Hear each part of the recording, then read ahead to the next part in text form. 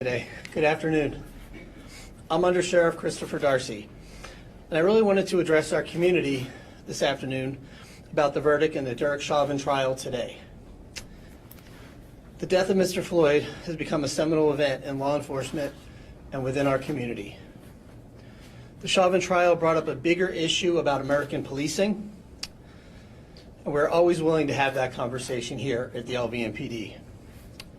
We've been having this conversation for nearly a decade when we began reforms here on our agency.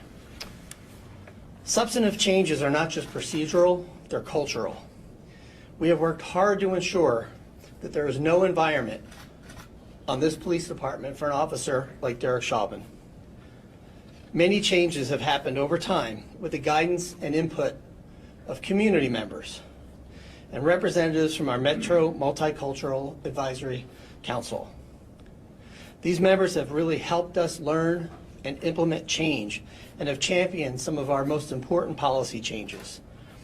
In addition, we willingly work with these faith-based partners, community groups, and even some of our critics. I want to say that I am so happy that we have some of our community partners here with us today. Standing over here to my right, Mujahideen Ramadan has been working with Metro since I was a very young officer, brought up on this agency. And you can tell that was a long time ago with gray hair. But I remember sitting there as like a brand new cop, and he was teaching us about diversity and biases and how we can overcome those by working together. Next to Mr. Ramadan, we have other members of our community that came to us today and said, we would like to be part of this. We would like to be part of what's going on with your organization. So I want to thank Reverend Jackson, Pastor Gaston, Reverend Wright, Pastor Cherry, and Maria Barnes for taking time out of their day to come here and be with us. So thank you very much. With our partners, we've been able to start working on recruiting a more diverse police officer so our agency will better reflect the community that we serve. We've been making changes. Prior to Mr. Floyd's death, Metro made several changes in our use of force policy and training policies. To name a few, mandating a recovery position, making that mandatory so that when we have a suspect in custody, we ensure that they are breathing and their breathing is not restricted when they're in custody. Mandating a duty to intervene and a duty to report when an officer sees another officer or a supervisor sees an officer doing something improper.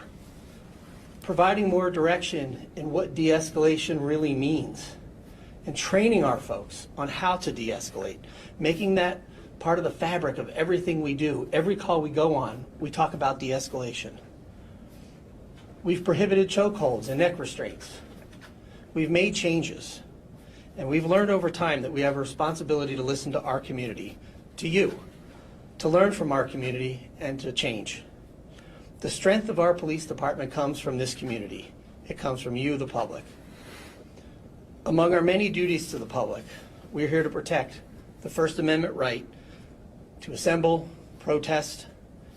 Some of you may choose to exercise that right today. And we stand here with you, the community, to ensure hand in hand that they remain peaceful and that the message is heard. This last year has really illustrated a number of issues that really impact our community. And the death of Mr. Floyd was a tragic event that should not have happened. Having said that, today a jury has spoken and held a police officer accountable for their conduct. Our hope at the LVMPD, as we continue to work collaboratively and we continue to earn the public's trust. So I want to thank you all for being here. I want to thank the members of the community. I want to thank my officers that are here, as well as members of the media and the public. I am willing to take some questions if you have any questions of me today. A couple questions. Todd Quinones from Channel 13. I'm curious, going forward, will you guys be using this case, the Derek Chauvin case, in your training now moving forward? Well, I will tell you this. That's not within our training, and I think there's not a person on this planet that looks at that and thinks that's okay. So that's never been part of our training, nor will it be part of our training. But yes, obviously, the illustration of what not following policy results in, I think, sends a powerful message. Yes, sir. As a veteran police officer and as a civilian community member, what was your feeling when you saw that video, and what was your feeling today when Derek came back with a guilty?